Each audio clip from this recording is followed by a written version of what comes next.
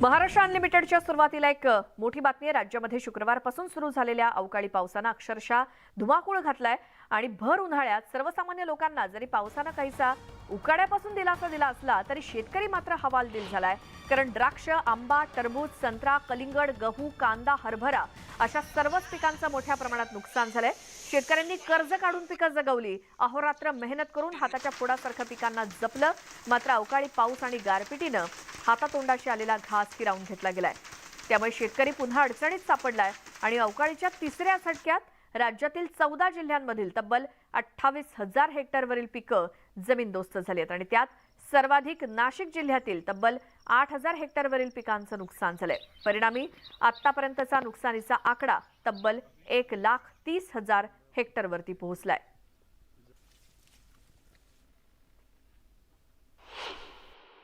कुछ लोग कहते थे कि यहाँ पर किसानों को नुकसान हो रहा है, बेमौसम बारिश हो रही है, नुकसान हो रहा है, और ये अयोध्या में चले गए। लेकिन आपको मैं बताऊंगा, मैं सुबह 7 बजे से मेरे चीफ सेक्रेटरी से लेके विभाग के सभी सेक्रेटरी, सभी कलेक्टर जहाँ जहाँ नुकसान हुआ है उनसे लगातार संपर्क बनाए रखा। मैं ऑफिस में बैठ के या घर में बैठ के आदेश देने वाला मुख्यमंत्री नहीं, मैं फील्ड पर उतर के काम करने वाला मुख्यमंत्री है। मैं ये ऐसा मुख्यमंत्री है कि जमीन से जुड़ा हुआ है, कार्यकर्ताओं की भावनाओं से जुड़ा हुआ है। मैं खाली आदेश देके एयर कंडीशन में बैठने वाला मुख्यमंत्री, घर में बैठने वाला नहीं। तर मुख्यमंत्र्यांनी आज दुपारी सह्याद्री अतिथीगृहावरती एक बैठक बोलावली आहे। या बैठकीत अवकाळीमुळे झालेल्या नुकसानीचा आढावा घेतला जाणार आहे आणि नुकसानावरील उपाययोजनांबाबत सुद्धा चर्चा केली जाणार आहे आणि त्यासाठीच मुख्यमंत्र्यांनी आज दुपारी 1 वाजता सह्याद्री अतिथीगृहात बैठक बोलावली आहे।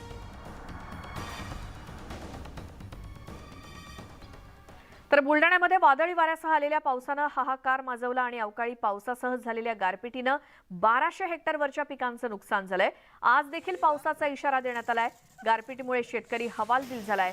तर गोंदियामध्ये पुन्हा विजेच्या कडकडाटासह मुसळधार पावसाने पहाटेपासूनच हजेरी लावली। पावसामुळे हवेत गारवा निर्माण झाला असला तरी या पावसामुळे भाजीपाल्यासह कडधान्य पीक धोक्यात आलंय। जळगावच्या मुक्ताईनगर तालुक्यात जोरदार पावसासह गारपीट झाली। तर कुऱ्हा काकोडा परिसरात झालेल्या गारपिटीने पिकांचं नुकसान होण्याची भीती असल्यामुळे बळीराजा संकटात सापडलाय। तर आंदरमावळात अवकाळी पाऊस आणि गारपिटीने शेती पिकांचं मोठं नुकसान झालंय। ज्वारी, बाजरी, गहू, कांदा तसंच भात पिकं वाहून गेली आहेत। शासनाने त्वरित पंचनामे करून शेतकऱ्यांची नुकसान भरपाई द्यावी अशी मागणी मावळातले शेतकरी करतायत।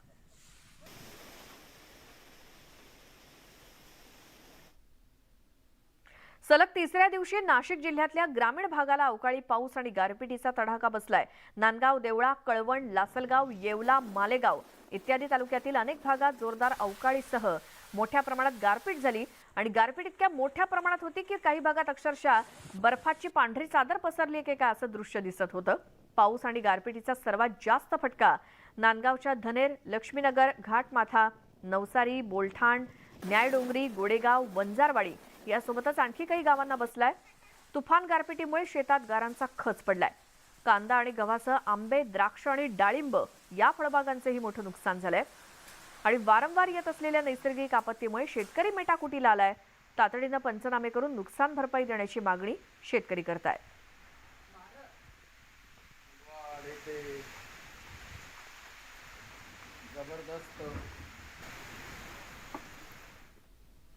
कन्नड तालुक्यातील जेहूर इथे जोरदार गारांचा पाऊस झाल्यानं शेतकऱ्यांचं मोठं नुकसान झालंय आणि हा गारांचा पाऊस इतका जोरदार होता की अक्षरशः जेहूर परिसरात कांद्याच्या शेतात गारांचा खच दिसून येतोय।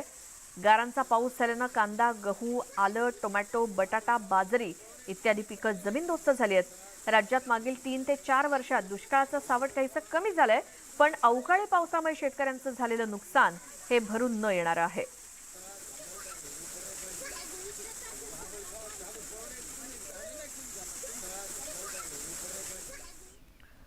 राज्यातील सुमारे 10,000 हेक्टरवरच्या किंवा 10,000 एकरावरच्या द्राक्ष बागा अवकाळीच्या तडाख्यात सापडल्यात। हंगाम अखेरच्या टप्प्यात असून दर आणि मागणी अभावी द्राक्ष काढणीच्या प्रतीक्षेत आहेत। द्राक्षांबरोबरच बेदाणा निर्मितीला सुद्धा फटका बसलाय। राज्यात सांगली, सातारा, सोलापूर, पुणे, नाशिक, उस्मानाबाद या जिल्ह्यांमध्ये द्राक्षांखालील क्षेत्र 3.5 लाख एकराच्या घरात आहे आणि आज घडीला राज्यभरातील सुमारे 10,000 एकरावरील द्राक्ष बागांमध्ये द्राक्ष आहेत आणि काढणीला आलेल्या या द्राक्ष बागा अखेरच्या टप्प्यात अवकाळीच्या तडाख्यात सापडल्यात. सोलापूर परिसरात सर्वाधिक 6,000 एकर तर पुणे, सांगली, उस्मानाबाद आणि नाशिक जिल्ह्यात प्रत्येकी 1,000 एकरावरील द्राक्ष बागांमध्ये अद्यापही द्राक्ष तशीच आहेत.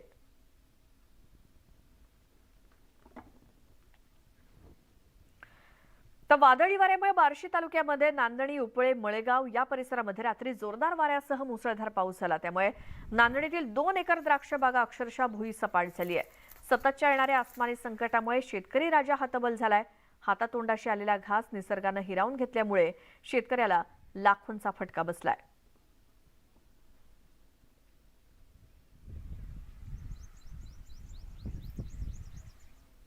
अहमदनगर जिल्ह्याला अवकाळी पावसानं चांगलंच झोडपलंय. पारनेर, नगर, राहुरी, नेवासे, पाथर्डी, शेवगाव या भागामध्ये वादळी वाऱ्यासह पावसानं हजेरी लावली.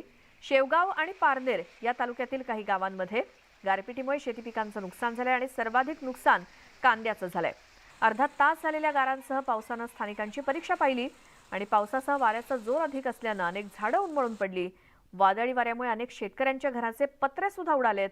हातचं पीक उद्ध्वस्त झाल्यानं बळीराजाचे हाल सुरू आहेत. काल 4 ते 5-5:30च्या दरम्यान गारपीट सुरू झाली इथं. म्हणजे सुरुवातीला थोडासा पाऊस आला, नंतर पूर्ण गाराच चालू होत्या. अर्धा-पाऊण तास पूर्ण गारा चालू होत्या आणि गारानं इथं कलिंगड, कांदा, टोमॅटो, मका या पूर्ण मालाचं नुकसान झालेलं आहे. माझा इथं 7 एकर कांदा आहे, 1.5 एकर टोमॅटो आहेत, 1 एकर मका आहे आणि वाटाणा आहे. या संपूर्ण मालाचं नुकसान झालेलं आहे. पूर्ण म्हणजे आता याचा उपयोग काय राहिलेलाच नाही. आता याची नुकसान भरपाई साधारण हे 1 एकर टोमॅटो होते, याचं काही राहिलेलं नाही आता काहीच.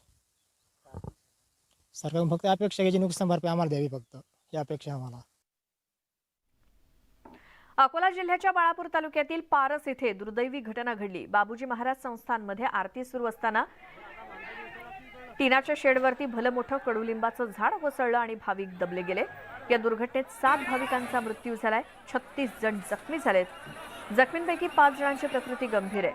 संध्याकाळी आरती दरम्यान पाऊस आणि वादळी वारा सुरू झाला. त्यामुळे मंदिराच्या संस्थांना लागून एक मोठं कडुलिंबाचं झाड अचानक उन्मळून मंदिराच्या टीन शेडवरती कोसळलं आणि काही जण अक्षरशः मृत्युमुखी पडलेत. जखमींवरती सध्या रुग्णालयात उपचार सुरू आहेत. पारस आल्यानंतर आरती लागली, आरती केली, आम्ही आरती वगैरे घेतली आणि नंतर आरती घेतल्यानंतर आम्ही बसलो. मग एकाएकीच वारा वादळ खूप आलं, भयानक वारा वादळ आलं. त्याच्यामध्ये वीज पण चमकली आणि झाड आहे ना, ते झाड पूर्ण म्हणजे त्या टिनाच्या शेडवर पडलं. ते टिनाच्या शेडवर पडलं. आम्ही कमसे कम तिथे 200 लोक होतो. जसं झाड पडलं ते पूर्ण टिनाचं शेड आमच्या अंगावर पडलं आणि असे त्यातले खूप सारे जण म्हणजे जखमी झाले, तर काही मरण पण पावले. ये घटना का मेन रीज़न है कि ज़्यादा बारिश आई है और पेड़ नीचे से पूरा गल गया था. तो अपने जितने भी प्रावधान होंगे, जितना कंपनसेशन हम दे पाएँ जिला प्रशासन की तरफ से हम सब पूरी खूब कोशिश करेंगे. 36 लोग आए थे. 36 में से 7 जने तो डेथ हुए. उनमें से 4 पेशेंट्स ऐसे थे जो ब्रॉड डेथ हुए थे. तो बाकी लोग जो हैं वो इतने क्रिटिकल नहीं हैं. तो सभी का उपचार शासकीय सेवा में से ही हुआ है. एकूण 36 जखमी आहेत त्याच्यामध्ये आणि त्या 36 मध्ये आतापर्यंत एकूण 7 जणांची डेथ झालेली आहे. बाकी सर्व जणांवर व्यवस्थित उपचार चालू आहेत आणि ते बऱ्यापैकी स्टेबल आहेत. संपूर्ण भुसावळ शहराला पाणीपुरवठा करणाऱ्या नगर परिषदेची विहीर अचानक आटली आणि त्यामुळे भुसावळकरांना पाण्याची भीषण टंचाई निर्माण होण्याची शक्यता आहे. नगर परिषदेच्या याच विहिरीतून दररोज 70 ते 80 टँकर टंचाईग्रस्त भागामध्ये पाणीपुरवठा करतायत. मात्र शेकडो वर्ष जुनी विहीर ऐन एप्रिलमध्ये अचानक आटल्यानं नागरिकांना पिण्याच्या पाण्यासाठी भटकावं लागण्याची देखील शक्यता आहे. या विहिरीने संपूर्ण शहराला पाणी पाजलेलं आहे आणि तिच्यामधलं पाणी 24 तास जरी उपसलं तरी कमी होत नव्हतं. परंतु आज दुर्दैवानं हे आमचं बॅड लक आहे, आमचं दुर्दैव आहे की ती विहीर आज आटलेली आहे. खरं म्हटलं म्हणजे ज्या प्रमाणात प्रचंड उपसा होतोय आणि त्या मानाने जमिनीत पाणी जात नाही, हा त्या पाठीमागचं कारण आहे.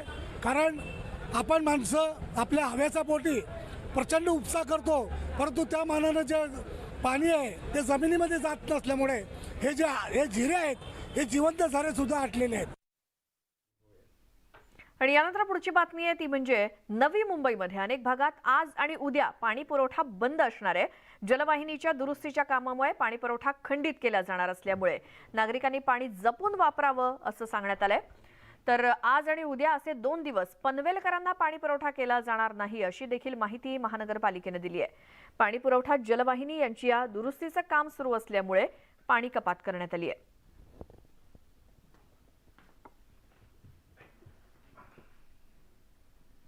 कोरोनाच्या पार्श्वभूमीवर तयारीचा आढावा घेण्यासाठी आजपासून संपूर्ण देशभर मॉक ड्रिल केलं जाणार आहे, ज्यात शासकीय आणि खासगी रुग्णालयातील विविध गोष्टींचा आढावा घेतला जाईल.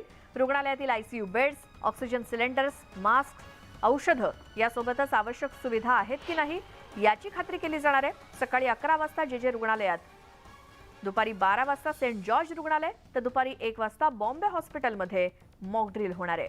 केंद्रीय आरोग्यमंत्री मनसुख मांडवीय मॉक ड्रिलची पाहणी करण्यासाठी जज्जरच्या एम्स रुग्णालयात उपस्थित राहणार आहेत. राज्याचा विचार केला तर कोरोना आणि H3N2 या दोन्ही आजारांचे रुग्ण मोठ्या प्रमाणात आढळत आहेत सध्या, आणि या दोन्ही आजारांची लक्षणं जवळपास सारखीच असल्यामुळे उपचार करताना डॉक्टरांचा गोंधळ उडतोय. त्यामुळे आता संशयित रुग्णांच्या दोन्ही चाचण्या करण्यावरती डॉक्टरांकडून भर दिला जातोय. आणि या दोन्ही आजारांमध्ये रुग्णांना खोकला, ताप, धाप लागणं आणि घसा खवखवणं अशी सर्वसाधारण लक्षणं दिसून येत आहेत. कोरोना रुग्णांमध्ये न्यूमोनियाची लक्षणं दिसून येत नाहीत, त्यामुळे हा फारसा धोकादायक नसला तरी बायोफायर ही चाचणी करण्यास प्राधान्य दिलं जात आहे.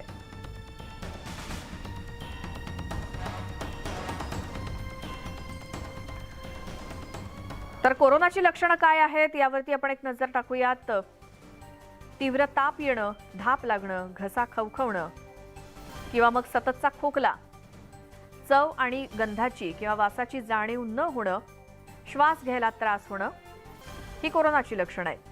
तर H3N2 ची लक्षणं काय, तर सतत खोकला, 3 ते 5 दिवस सलग थंडी ताप, धाप लागणं, घसा खवखवणं, मळमळ, अंगदुखी आणि अतिसार ही देखील H3N2 ची लक्षणं आहेत. आणि कोरोना आणि H3N2 याची जवळपास सारखीच लक्षणं आहेत, काही कॉमन आहेत. त्यामुळे हा रुग्ण नेमका कशाचा हे टेस्ट केल्यानंतरच कळेल. त्यामुळे उपचार करताना सुद्धा डॉक्टरांचा थोडा गोंधळ उडतोय. आता संपूर्ण देशभरात एकूणच कोरोनाचा धसका वाढताना दिसतोय आणि कोरोना रुग्णांच्या संख्येत दिवसागणिक वाढच होत चालली आहे. त्यामुळे लोक सुद्धा भयभीत झालेत. गेल्या 24 तासात देशभरात 5357 नव्या कोरोना रुग्णांची भर पडली आहे. थेट जाऊयात उपमुख्यमंत्री देवेंद्र फडणवीस बोलतायत. अशा प्रकारच्या सूचना मी दिलेल्या आहेत. जे काही जखमी आहेत त्या सगळ्या जखमींचा उपचाराचा जो काही खर्च आहे तो राज्य सरकारच्या वतीनं त्या ठिकाणी करण्यात येईल. जे मृत्युमुखी पडले आहेत त्यांनाही माननीय मुख्यमंत्र्यांशी बोलून मुख्यमंत्री सहायता निधीतनं त्यांच्या परिवाराला मदत देण्यात येईल. आणि एकूणच या संपूर्ण घटनेची चौकशी करण्याचे आदेश देखील या ठिकाणी मी दिलेले आहेत. घडलेली घटना अत्यंत दुर्दैवी आहे आणि आमच्या सगळ्या संवेदना या परिवारांच्या सोबत आहेत. अवकाळी पावसाच्या संदर्भात पंचनाम्याचे आदेश दिलेले आहेत. त्या ठिकाणी प्राथमिक अंदाज देखील आमच्याकडे आलेले आहेत. अंतिम अंदाज आल्याबरोबर आपल्याला सांगू. अयोध्या दौऱ्यासंदर्भात थँक्यू. ब्रेकनंतर बुलेटिनमध्ये तुमचं स्वागत. आणि यावेळेला एक मोठी बातमी येते कोल्हापुरातून. सतेज पाटील गटाला पुन्हा एकदा धक्का बसलाय, कारण सतेज पाटील गटाच्या 29 उमेदवारांचं अपीलही नामंजूर करण्यात आलंय. राजाराम कारखान्याच्या निवडणुकीमध्ये पुन्हा एकदा धक्का बसलाय. काल रात्री 12 वाजता निकालाच्या प्रती अर्जदारांना पोहोच झाल्यात आणि अपील नामंजूर करण्यात आलंय. आणि सतेज पाटील गट हायकोर्टात धाव घेणार असल्याची माहिती मिळतेय.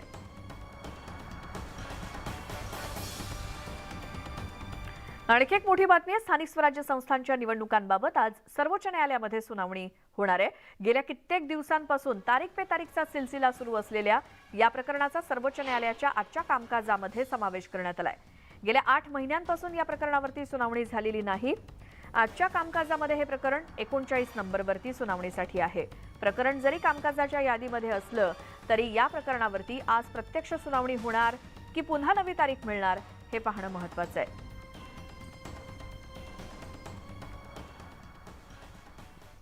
वर्षानुवर्ष वीज निर्मिती क्षमतेमध्ये देशात आघाडीवर असलेला महाराष्ट्र यंदा पिछाडीवरती गेलाय. 2022च्या मध्यापर्यंत महाराष्ट्राची स्थापित वीज निर्मिती क्षमता 36,120 मेगावॅट होती. नव्या आकडेवारीनुसार सध्या गुजरात राज्य वीज निर्मिती क्षमतेमध्ये नंबर 1 ठरलं असून त्यांची एकूण वीज निर्मिती क्षमता 37,350 मेगावॅट झाली आहे आणि त्यामुळे महाराष्ट्र दुसऱ्या क्रमांकावरती फेकला गेलाय. देशाची विजेची एकूण मागणी 2.5 लाख मेगावॅटच्या घरात असून त्यात महाराष्ट्र आघाडीवरती होता आणि दैनंदिन कमाल मागणी 28,000 मेगावॅटहून अधिक आहे. तर गुजरात आणि मध्य प्रदेशसह इतर मोठ्या राज्यांच्या विजेची मागणी 12 ते 15,000 मेगावॅटच्या घरात आहे.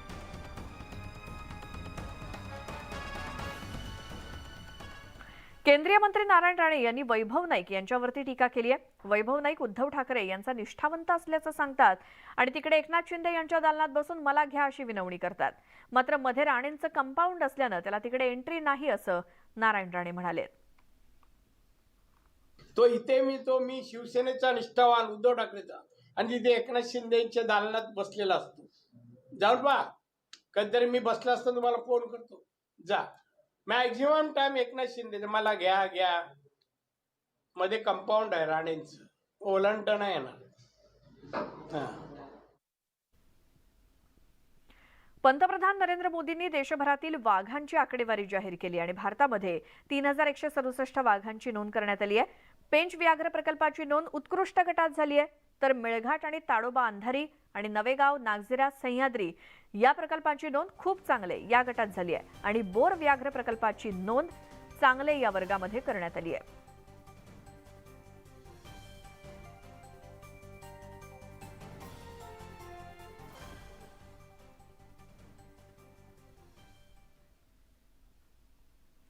आता मुळशी तालुक्यामध्ये ग्रामदेवतांच्या यात्रेचा मोठा जल्लोष सुरू आहे. करमोळी गावाच्या श्री काळ भैरवनाथ यात्रेनिमित्तानं भैरवाला अभिषेक करण्यात आला, तर रात्री पालखी निघाली. यावेळी भाविकांनी कीर्तन भजन केलं. यात्रेनिमित्तानं संपूर्ण मंदिरावरती रंगीबेरंगी विद्युत रोषणाई करण्यात आली आहे.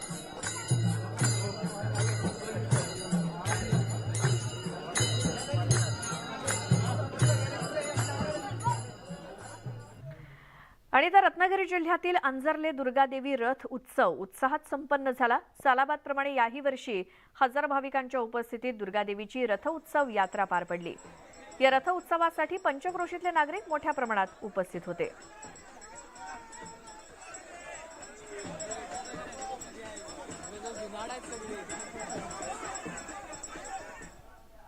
शिरूर तालुक्यामध्ये ग्रामदैवत श्री खंडोबा देवस्थान यात्रेनिमित्तानं मंदिर गाभारा आणि परिसरामध्ये फुलांची आकर्षक सजावट करण्यात आली होती. तसंच यात्रेनिमित्तानं मंदिरावरती आणि परिसरात आकर्षक विद्युत रोषणाई करण्यात आली आहे. यात्रेनिमित्त पालखीची मिरवणूक आणि छबिना उत्साहात पार पडला. देवाच्या काठीची वाजत गाजत मिरवणूक काढण्यात आली.